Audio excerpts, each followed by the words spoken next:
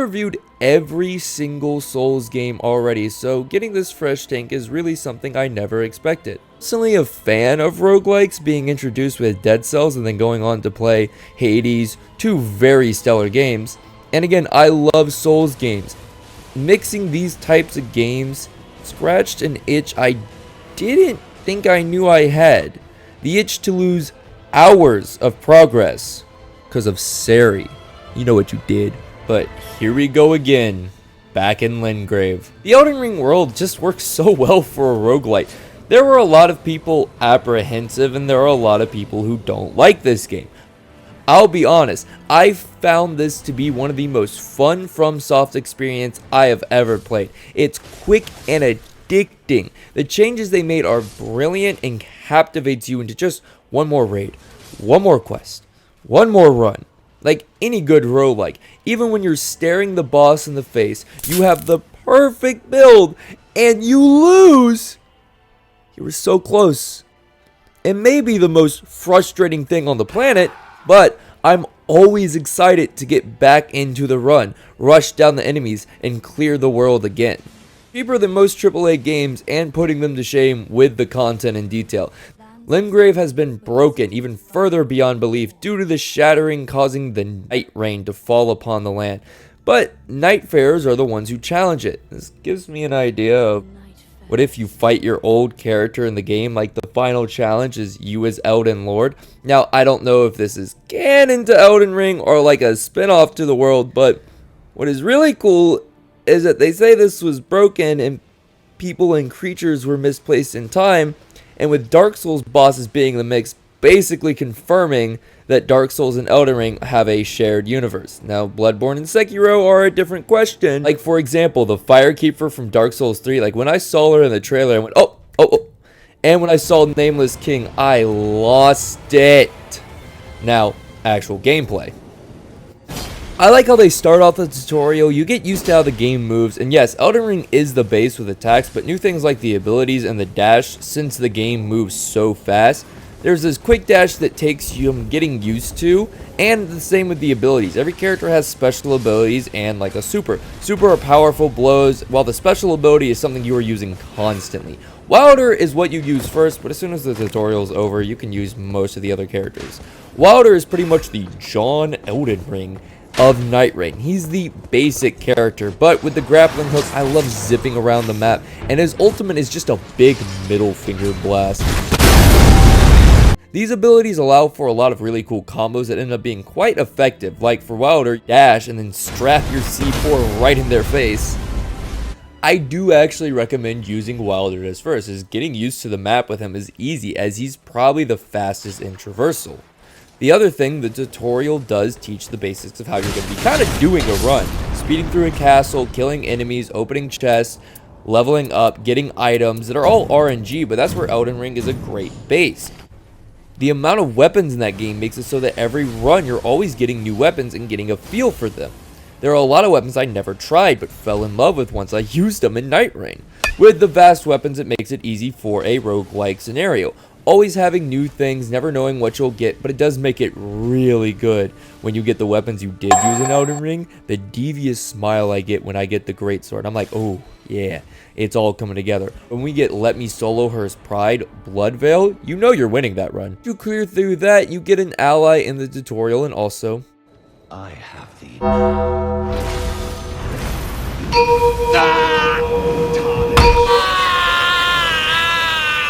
leave me alone! Please! Why does this man keep chasing me across games? Margit loves to just appear and ruin my days. One thing I did see, this is one of the few tutorial bosses that you have to beat in a Souls game. If you lose him, you still gotta fight him. And that's one thing I found during the day cycle of NightReign. If you die during the day cycle, you just lose a level. Of course, your allies can bonk you over the head and try to revive you, without trying to die in the process themselves. And the more you die, the harder it is to revive. Like 3 rings without a super, and we're mid-boss, is so hard at the point I just consider you a lost cause. Also, all bosses have been updated to think multiplayer in mind. Easiest example is Margit's knife throwing. He does multiple, more than he normally did. or some like Tree Sentinel where you can now summon Spirit Carrion Knights as assists. Get to the round table hold. You can interact with characters, change to any of the other classes, which I will talk about later. Right now, I'm sticking with Wilder till I beat the first Night Lord. There is this guardian lady who speaks of a god we worship and says that they are telling us to kill the Night Lord. Now, I don't know. This whole thing naturally makes me suspicious, but I also think that's the point of the games. Like, FromSoft have always had like this Comp, Gideon, so-called allies that make us question, should we really be doing their bidding? This is also where you can buy upgrades. These are like these rune type of things that you get for completing run, and you can also buy them that makes the runs easier. Standard roguelike trope, making the runs easier as things go on. They give abilities, sometimes really good ones for the characters, but most of the time nothing crazier, just tend to give stat boosts. But there is some that you get later for completing like story modes. Once you kind of explore, your first hunt is available, Gladius. His run is really just to get you used to the game, understand the map, how to get to place. Now let's get the joke out of the way. Yes, where are we dropping, boys? EldenRing Fortnite. But in fact, the game picks where we're dropping for us, typically near somewhere that's going to give you enough to get level 2. One thing I really like is the shared rune system. That makes it way easier to level up, so if someone kills a boss, everybody gets the runes.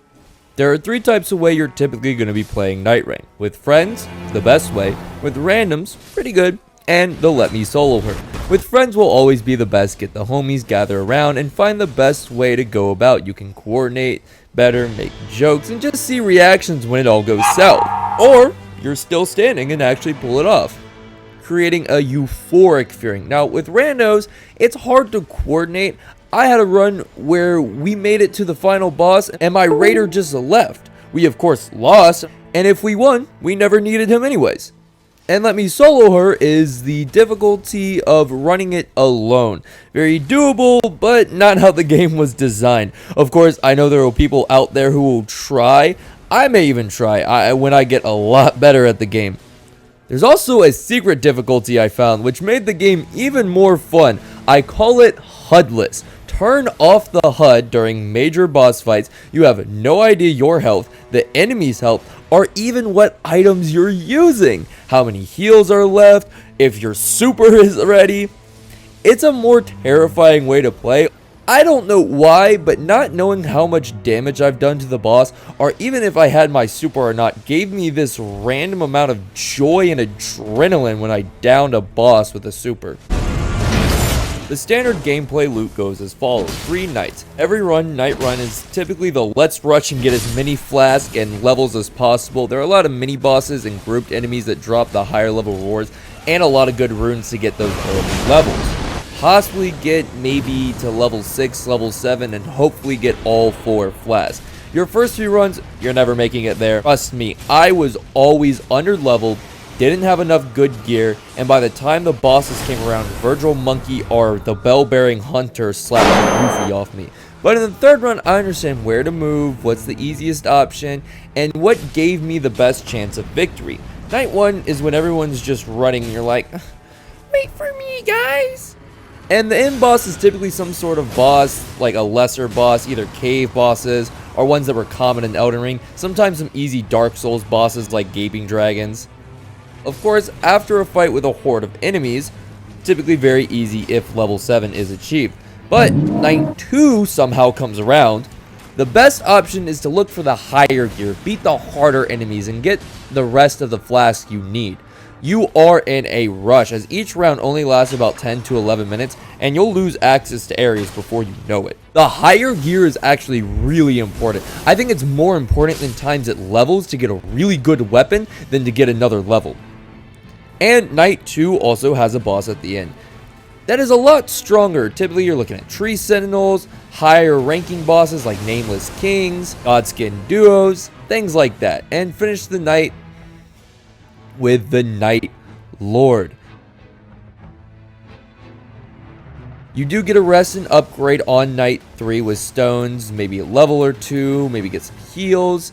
Now, the Night Lords are the best bosses in the game. You can tell the design philosophy that went into them. They are almost like raid bosses. Gladius is a Cerberus. This one thinks of 3 players all at once. When it's about 1/3 dead, it breaks off into 3 different dogs, giving each player one to handle, or the 2 others sit back and watch as I get jumped by 3 dogs. Help me! But it does make strategy a key component to how you deal with the beast. Each one get one, or does someone take aggro while the other ones get some bigger healths in to melt? Gladius is not that hard with the group, and once you kind of see his patterns and you learn how to dodge the chains really easily, and even that the solo dogs aren't that hard, just don't try to fight them, let your teammates hit them while you're just dodging. The thing that builds to the boss though is just right. The dopamine hits just like I need it.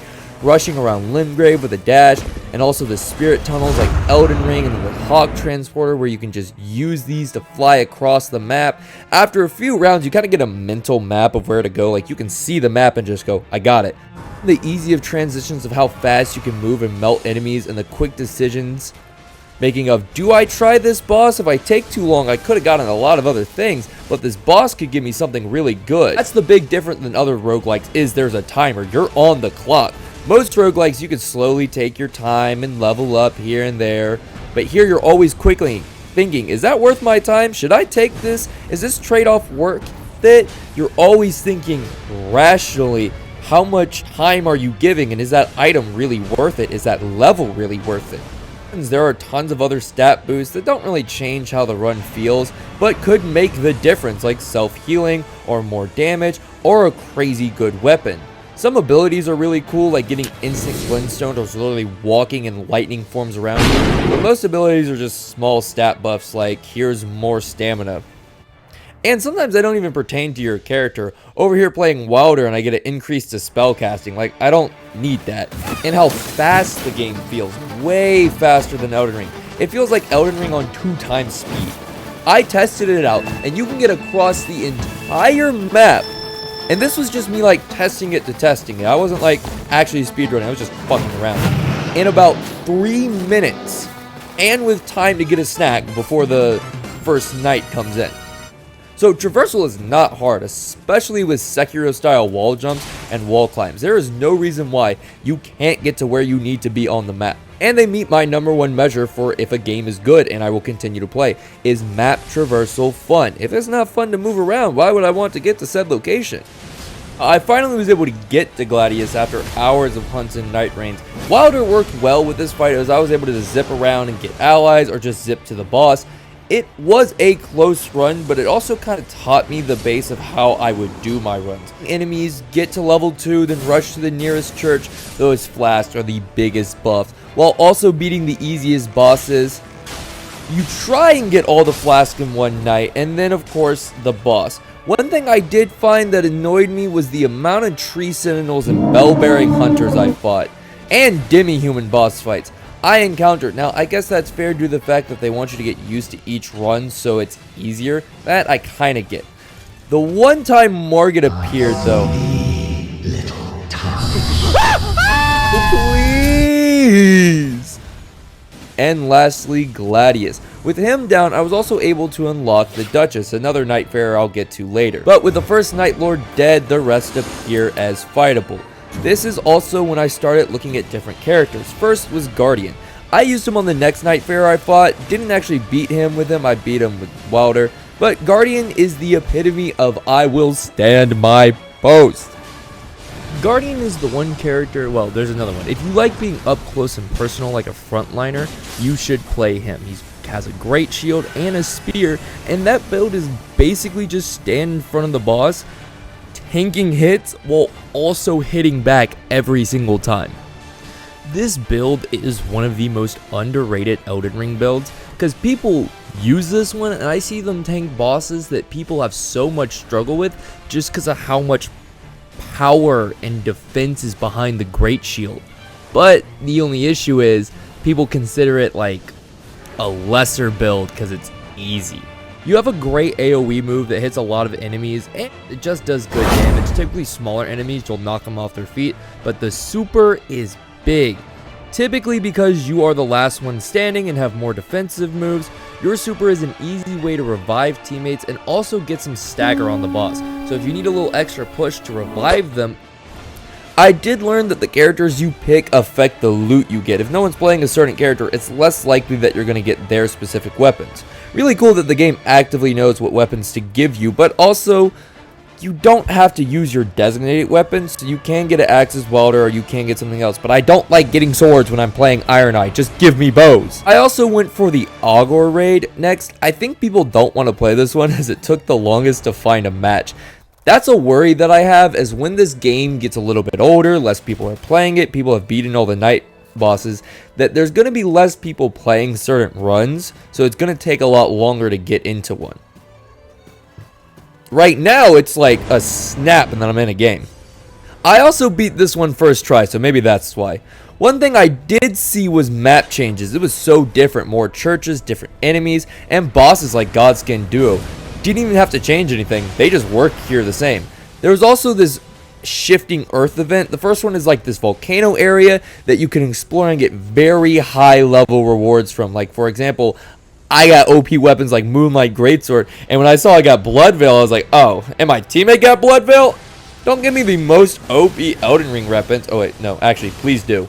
Then the final boss I had, it was a stellar boss, but I had an amazing team. Boss was a little forgettable, like random little tentacles coming out that you have to hit, but I like the tentacles. When you hit it, it goes and hits the boss and does damage. So for me, playing Wilder, I was able to still hurt the boss while it was 30 feet in the air.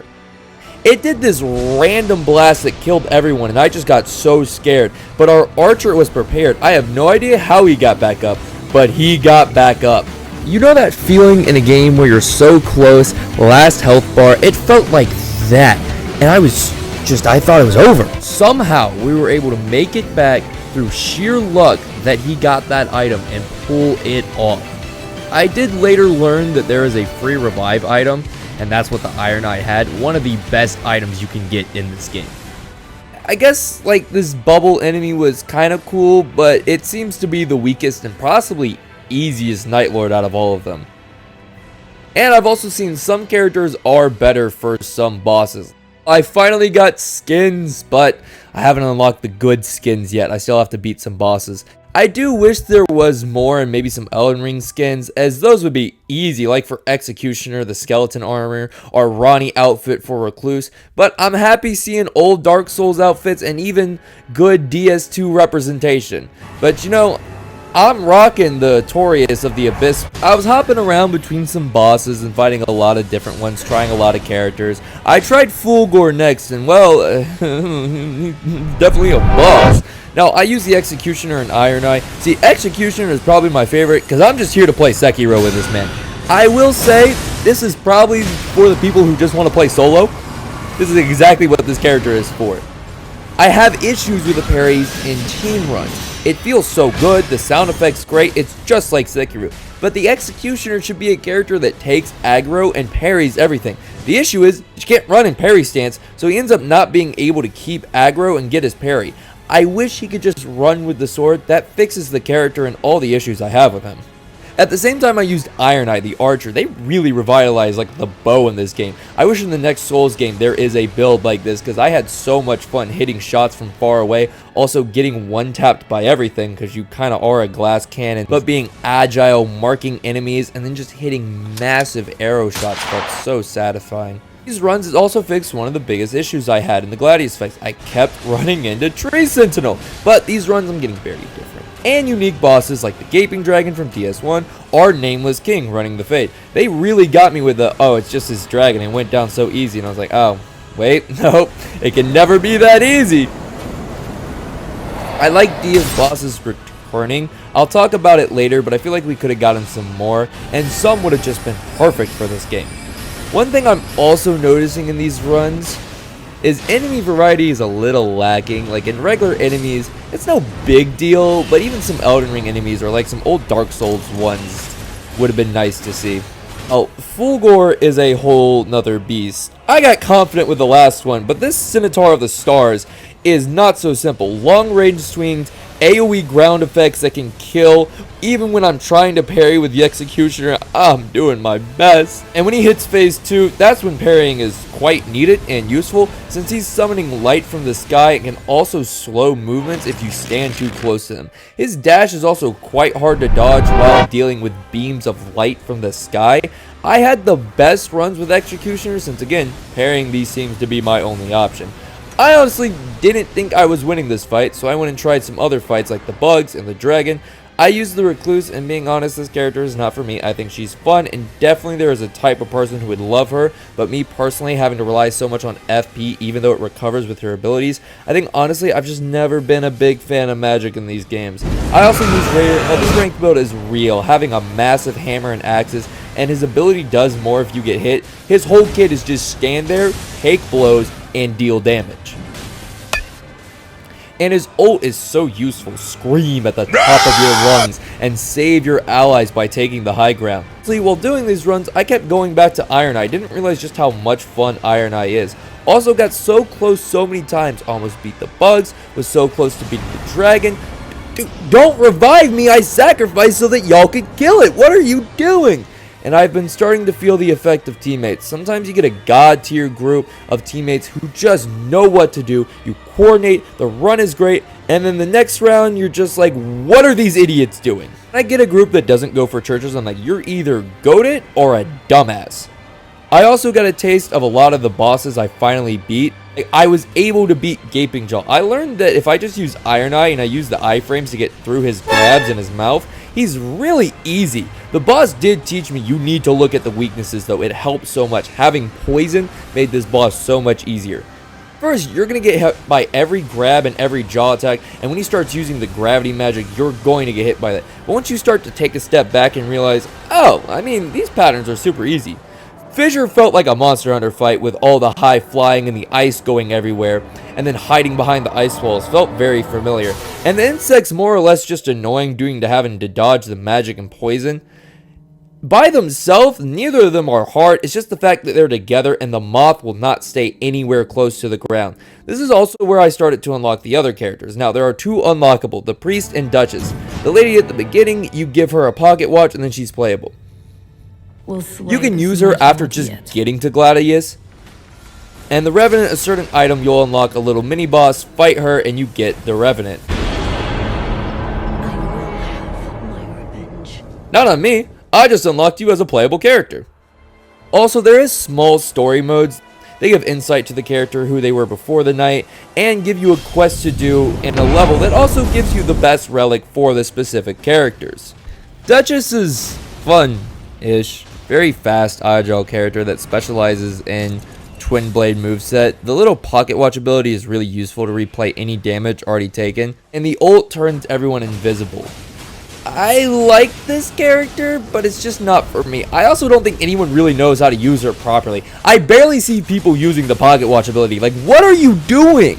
Revenant is the character you play if you abuse Mimic Tier in EldenRing. The summon character, having 3 base summons and every basic enemy she kills, she kind of gets to revive those in the battle. So for horde battles, she's great, but for bosses, not so good. Her abilities are just her summons, a pothead, an assassin, and a giant skeleton. Only one can be out at a time. These two aren't really for me either. Fun characters, yes, but not kind of my playstyle. I like being up close and personal. The other night bosses are really cool. The only one I haven't fought, but also is the one I don't want to fight, is the Madness run. He sometimes randomly appears in a run and just curses the whole run, taking my health and asking 35,000 runes. Are you crazy? I'm not paying that price. Bro just scalped my health like a Switch 2 scalper on eBay. The upcharge is crazy. Every time I see this, I just know the run is over. There's a lot of other events that happen in the game other than him, like the Locust just appearing and stealing my levels. I absolutely hate when this one happens. Or Margit and other bosses just randomly appearing. I really like these because it kind of mixes you up. You're like, oh, what's happening? But it also can just be a, oh my god, this was such a good run, and then it's just a run killer. Then did try the Equilibrious Beast, and I will say his boss fight is really weird. Like, when you pull up, he's like, you want to make a deal? No, you stole my health for 35,000 runes. I do not trust you. His run is just madness on madness on madness, and also having big raid elements like having to destroy these pillars of lights before madness spreads. Probably one of the hardest bosses other than Fulgor. Like, what is this fight? He has the least amount of health, so he dies the fastest, melts your health bar before you can even touch him. A literal glass cannon as a boss, but the run's in so quickly. My party members died instantly, and then without me knowing, 5 seconds later I was dead. I just stood there with my mouth wide. For some other shifting earth events like the frost one, what I noticed is that for this one it's only really useful for fighting the frost dragon, as it gives frost resistance and dragon buffs, so if you have this shifting earth, go fight that one. But against like sentient pest, it's almost useless. There are some other things, some shifting earth experience. Every time you beat a run, you typically do see a new one, like the swamp or the castle or rot. I didn't try the bug again. One thing I did notice though is that you can cure the poisoning of your allies if you shoot the bug or like hit the bug off their back. And honestly, once you fight a raid so many times, it's just another EldenRing boss. You just understand. The only downside is just I have to do an hour of stuff just to get back to it. There is no speeding it up with the storm. I do wish there was a mechanic that if you and your allies agreed, you could just go straight to the night boss. Did go back to fight Fissure one last time because I was like, maybe, just maybe I could do it. And actually the run went very well. Actually understanding how the AoE ice effects work and having a team when I was down just focus the boss really helped make me clear this one.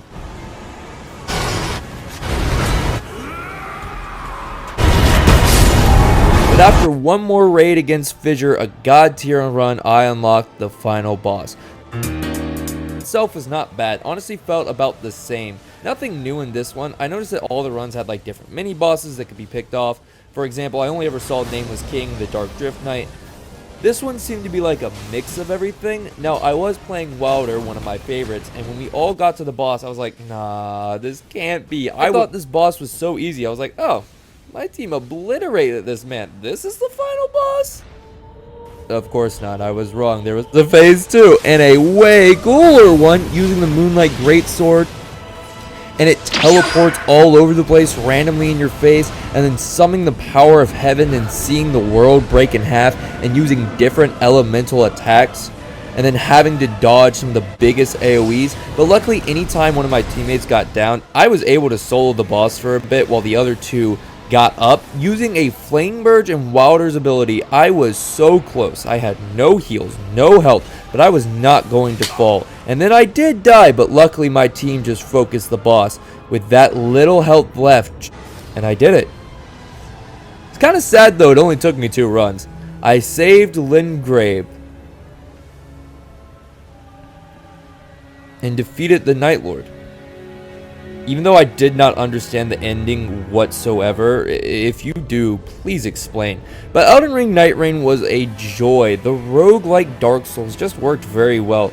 Running through, beating bosses, getting gear, sometimes just getting the gear you want, feeling like the game is personally attacking you when you're not getting the good gear and you're not getting your gear. I couldn't be happier with how this game felt. But with any game, I have some critiques. Number 1, boss variety. After a while, I feel like you're just going over them again and again and again and again. I wish there was some more legacy bosses and also Elden Lords. Like, imagine having the most perfect run and then hearing, Melania, Blade of Mikola. Or like how Margit randomly appears, you could have a boss like the Pursuer from DS2 appear.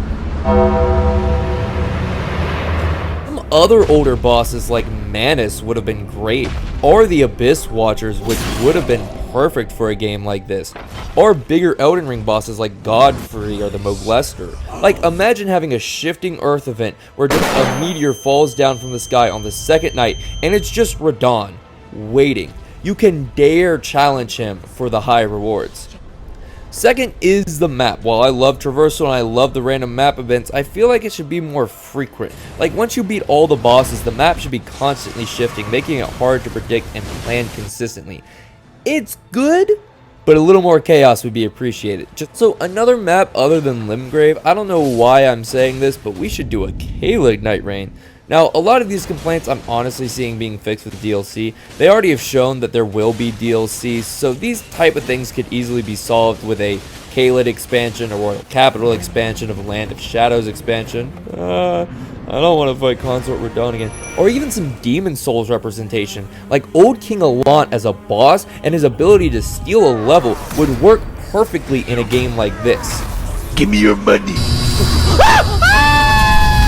I also felt like after a while, I was just getting bored of the runs. I was like, I've done this so many times, it feels like I'm just going through the motions. The other thing is people leaving mid-run. I had a great run against the Sentient Pest, and then our raider just dipped.